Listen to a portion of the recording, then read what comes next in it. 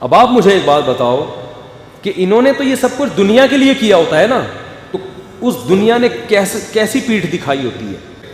یہی وہ دنیا ہے جو شوبز کی دنیا سے وابستہ لوگ, کسی کو کینسر ہو رہا ہے, کسی کو ہارٹ اٹیک ہو رہا ہے, کوئی کس طرح سے مر رہا ہے, مرنے کے بعد وہ ساری ترقی جو آسمان کی بلندیوں تک پہنچی ہوئی تھی وہ دھڑام سے نیچے, بلکہ مرنے کیا بڑھاپے کے بعد بھی. جو ہیروئنز بڑی خوبصورت اور جن کو فلموں والے چھوڑتے نہیں ہیں, عورت پہ تو بڑھاپا جلدی آتا ہے. آپ کو پتہ ہے گھاس وہ دیر تک قائم رہتی ہے اور پھول بہت جلدی مرجھا جاتا ہے. مرد تو پھر بھی کچھ دیر چلتا ہے. جو لڑکیاں شوبز کی دنیا سے وابستہ ہیں بہت جلد ان میں اٹریکشن ختم ہوتی ہے اور ان کو ایسے مسترد کر دیا جاتا ہے جیسے ٹیشو پیپر جو ہے نا, استعمال سے پہلے کتنا اچھا اور استعمال کے باہر کہاں پھینکا جاتا ہے, ردی کی ٹوکری میں. اور آپ ان کی عزت دیکھ رہے ہوتے ہیں اسٹیج پہ, ان کو پرانے بوڑھے اداکاروں کو بھی بلایا جا رہا ہے, ان کو ایوارڈ دیا جا رہا ہے. بھائی یہ 5 منٹ کی عزت ہو رہی ہے ان کی بس, اس کے بعد ان کو کوئی بھی نہیں. یہ ٹی وی کی اسکرین کے سامنے 10 منٹ کی, باقی کوئی نہیں پوچھنے والا ہوتا گھر میں. لیکن اس میں اتنا اچھا کلچر دکھایا جاتا تھا, اتنا باپ کا احترام, ماں کا احترام, میاں بیوی کے رشتے کو اتنا اچھا دکھایا جاتا تھا کہ فیملی سسٹم اور مضبوط ہوتا تھا. اب تو لوگ کہتے ہیں ڈرامہ آ رہا ہے, بیوی اس کی ہے, چکر وسیم بھائی سے چل رہا ہے, اور میاں کا چکر آفس میں کسی اور لڑکی سے چل رہا ہے. یہ چکر جب آپ گھروں میں دکھاؤ گے تو بھائی بیوی کو, اچھی بھلی عورت کو بھی خیال آئے گا کہ جب اس کا چل سکتا ہے تو میرے بھی تو وسیم بھائی رہتے ہیں پڑوس میں, اور دیکھنے میں بھی ان سے اچھے ہیں, ڈراموں میں جو آ رہا ہے اس سے. تو یہ چل رہا ہے مارکیٹ میں. تو میں اپنے زمانے کے جو اداکار ہیں نا, جو ہم بچپن میں اللہ معاف فرمائے توبہ کر لی تھی, اس وقت بھی ابا کی طرف سے اجازت نہیں تھی, چھپ چھپا کے دیکھ لیا کرتے تھے, لیکن پھر توبہ بھی کر لی الحمدللہ. تو وہ میں ایکٹر کبھی کبھار یوٹیوب پہ دیکھتا ہوں اب کیسے لگ رہے ہیں وہ, اس زمانے کی ہیروئنیں اور اس زمانے کے ہیرو. ایک دفعہ میں نے اپنے گھر والوں کو بٹھایا, میں نے کہا ہمارے زمانے کی ہیروئن تھی, اب دیکھ رہے ہیں. میں نے کہا عبرت, مجھے پتا ہے اب وہ خوبصورت نہیں ہوگی, عبرت کے لیے دیکھ رہا ہوں.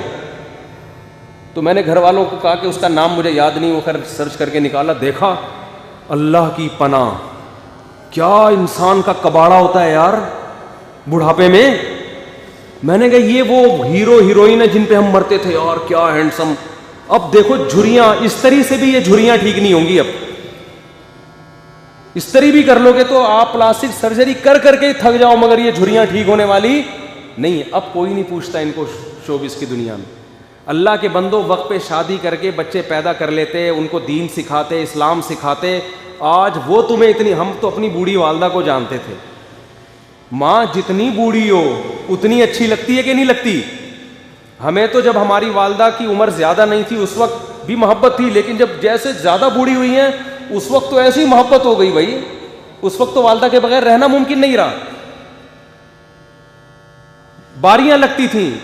سعودی عرب میں کیس آیا عدالت میں, سعودی عرب میں 2 بھائیوں نے اتنی لڑائی کی ہے کہ عدالت پہنچ گئے. ایک کہہ رہا تھا میری بوڑھی ماں میرے ساتھ رہے گی, دوسرا کہہ رہا تھا میرے ساتھ, اور ڈر تھا کہ ایک دوسرے کو جان سے نہ مار دیں. ہر آدمی چاہ رہا ہے ماں میرے ساتھ رہے.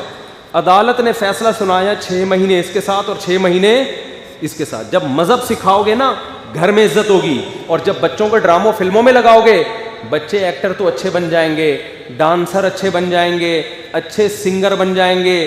شوہر ہے تو اچھا شوہر نہیں بنے گا, بیوی ہے تو اچھی بیوی نہیں بنے گی, اولاد ہے تو اچھی اولاد نہیں بنے گی, باپ ہے تو اچھا باپ نہیں بنے گا. وہ سمجھ میں آ رہی ہے بات کہ نہیں آ رہی ہے؟ جتنے مشہور لوگ ہوتے ہیں آپ ان سے پوچھو ان کی بیویوں سے, کیا یہ اچھا شوہر بھی ہے؟ کیا یہ تمہاری اولاد تمہارا اکرام کرتی ہے؟ نہیں کرتی, الا ماشاء اللہ, اللہ کسی ایک کو نواز دیں. تو اس لیے عبرت حاصل کرنی چاہیے. لکنھا خلۃ قد سیق من دمھا, یہ دنیا ایسی بے وفا ہے 2 منٹ میں منہ موڑتی ہے. تو بھائی اللہ سے لا لگاؤ, تمہیں گھر میں بیوی سے بھی عزت ملے گی, اولاد سے بھی عزت ملے گی. ہم نے تو دیکھا ہے علماء کی اولادیں کیسا ان کو پالتی ہیں, جو حالانکہ انہوں نے وہ عیاشی نہیں دی ہوتی اپنی اولاد کو جو لبرل لوگ دے رہے ہوتے, پابندیاں لگائی ہوتی ہیں, لیکن ان پابندیوں کے اثرات ہیں, وہ اپنے باپ کی بھی خدمت کرتے ہیں, اپنی ماں کی بھی. تو میں یہ عرض کر رہا تھا کہ یہ جو فنکار اداکار ہیں نا, ان کی جوانی دیکھتے ہو تو ان کا بڑھاپا بھی دیکھ لیا کرو, اور گھروں میں جا کے دیکھا کرو گھر میں کون کتنی عزت دے رہا ہے. تنہا اکثر 100% کی بات نہیں کر رہا, کہیں کوئی ایکٹر مجھے فون کر کے کہے کہ آپ نے میرے بارے میں بولا, میں تو ایسے اکثر کی بات کر رہا ہوں.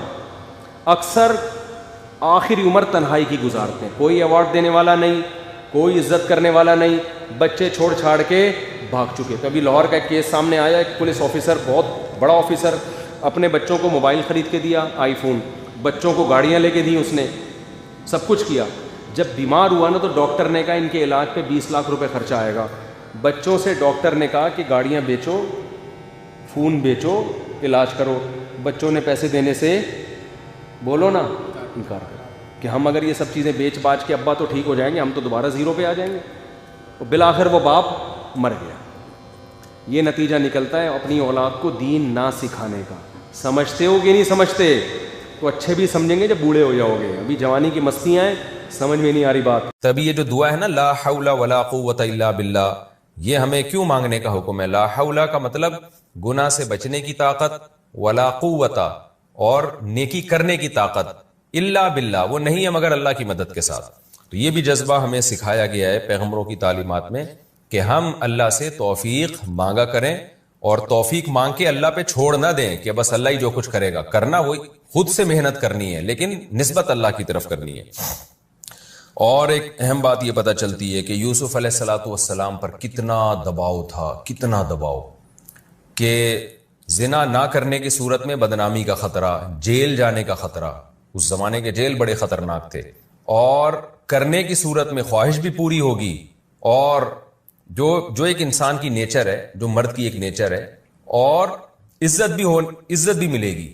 یعنی زنا کرانے والی تمام محرکات موجود تھے, اور زنا سے روکنے والے ایک محرک بھی موجود نہیں تھا. اتنی سختی کے باوجود بھی یوسف علیہ السلام کیا کہہ رہے ہیں؟ اللہ مجھے جیل زیادہ محبوب ہے اس گناہ سے جس کی طرف یہ عورتیں مجھے دعوت دے رہی ہیں. تو اس سے ہم جیسے لوگوں کو عبرت حاصل کرنی چاہیے کہ آج بات بات پہ بد نظری اور گناہ کو ہم اپنے لیے کتنے آرام سے حلال سمجھ لیتے ہیں, اور اپنے آپ کو کیا کہتے ہیں, مجبور ہیں. کتنے لوگ سودی بینکوں میں مینیجر بنے ہوئے ہیں, لاکھوں روپے ان کی تنخواہیں ہیں, ان سے جب کہا جاتا ہے کہ یہ حرام ہے تو کیا کہتے ہیں؟ بھائی یہ مجبور ہیں, اس غربت اور مہنگائی میں ہمارا گزارا نہیں ہوتا. کتنے لوگ ہیں جو بد نظری کرتے ہیں, ان کو جب سمجھایا جائے بھئی یہ حرام ہے, اللہ نے نظر جھکانے کا حکم دیا, وہ کہتے ہیں یار ہم مجبور ہیں, ہم سے برداشت ہی نہیں ہوتا. تو ہر گناہ کو ہم نے حلال کر لیا ہے اپنے لیے, چھوٹی چھوٹی مجبوریاں پیش کر کے. مکس گیدرنگ ہے, ناچ گانا ہے شادی میں, جب منع کیا جاتا ہے بھائی شادی میں مت جاؤ, یہ ناجائز ہے, لوگ کیا کہتے ہیں یار ہم مجبور ہیں, رشتہ دار ہم سے ناراض ہو جائیں گے, مسائل کھڑے ہو جائیں گے ہمارے لیے. تو آج ہم نے معمولی اعذار کو, معمولی چھوٹی چھوٹی باتوں کو اتنا بڑا بنا لیا ہے. جیسے قرآن میں آتا ہے نا, وَمِنَ النَّاسِ, لوگوں میں بعض ایسے ہیں, سورہ عنکبوت میں ہے, کہ جو اللہ پر ایمان لے کر آتے ہیں, اور جعل فتنۃ الناس کعذاب اللہ, اور جب ایمان اور عمل صالح پر ان کو تھوڑی سی آزمائش آتی ہے تو وہ اس کو اللہ کا عذاب سمجھنے لگتے ہیں, چھوٹی سی بات کو بھی رائی کا پہاڑ بنا دیتے ہیں وہ. تو اس لیے ہمیں یوسف علیہ السلام کے اس واقعے سے سبق حاصل کرنا چاہیے کہ یہ ہمارے اعذار عند اللہ مقبول نہیں ہے. یوسف علیہ السلام سے زیادہ کوئی اس وقت معذور نہیں تھا کہ جب عزت جانے کا بھی خطرہ, اور جیل جانے کا خطرہ, اور ذہنی دباؤ اتنا, اور بھرپور جوانی ہے, اور پیغمبروں میں جو اللہ نے قوت رکھی ہوتی ہے وہ والی قوت ہے. ان تمام باتوں کے بارے میں, اس کے سب کے باوجود وہ کہتے ہیں اللہ مجھے جیل زیادہ محبوب ہے. یہی ہمارا بھی جذبہ ہونا چاہیے. اور جب ہمارا گناہ سے بچنے کا یہ والا جذبہ ہوگا تو پھر حدیث میں آتا ہے, رسول اللہ صلی اللہ علیہ وسلم نے فرمایا, ذاق طعم الایمان من رضی باللہ ربا وبالاسلام دینا وبی محمد صلی اللہ علیہ وسلم نبیا. وہ شخص ایمان کی مٹھاس چکھ لے گا جو اس پر راضی ہو گیا کہ میرا رب اللہ ہے, میرے پیغمبر محمد صلی اللہ علیہ وسلم ہے, اور میرا مذہب اسلام ہے.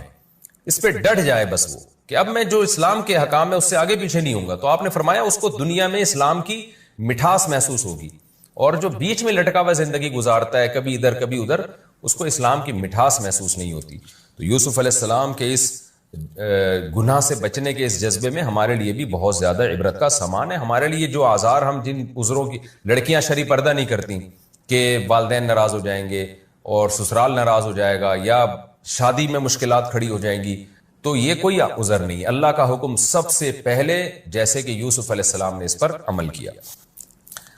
چوتھی بات ہمیں یہ پتہ چلتی ہے کہ یوسف علیہ السلام گناہ سے بچنے کے لیے اپنی ذات پر اعتماد نہیں کر رہے, محض گناہ سے بچنے کی کوشش تو اتنی ہے. ایک دفعہ ایئرپورٹ پہ خاتون نے پوچھا کہ بھئی ہمارے شوہر جو ہیں وہ ایک سال کے لیے ملک سے باہر رہتے ہیں, تو ہمارے لیے یہ تو نیچرل ہے نا. وہ کہتے ہیں ہمیں پھر برائی کے خیالات آنا شروع ہوتے ہیں. تو انہوں نے کچھ ایسے کچھ سوال پوچھے, وہ حیا کے خلاف ہیں, میں اس کو نہیں یہاں ڈسکس کر سکتا. میں نے ان سے کہا میاں کے علاوہ آپ کے پاس کوئی راستہ نہیں ہے اپنی خواہش پوری کرنے کا. تو وہ کہنے لگے پھر ہم کیا کریں, میاں بھی مجبور ہے. وہ کہہ رہے میں کیسے, اور اپنے ساتھ رکھ نہیں سکتا میاں, کیونکہ جو ہے وہ اس کے پاس اتنی تنخواہ نہیں ہے کہ بیوی کو رکھ سکے. تو چند کیس ایسے ہوتے ہیں. اصولی طور پر تو میاں کو چاہیے اللہ پہ توکل کرے, غریب بھی ہے نا اپنے ساتھ اپنی بیوی کو رکھے. کوئی بات نہیں, میاں بیوی دونوں روکھی سوکھی مل کے کھا لیں گے, کم پہ گزارا کر لیں گے. جو بیویوں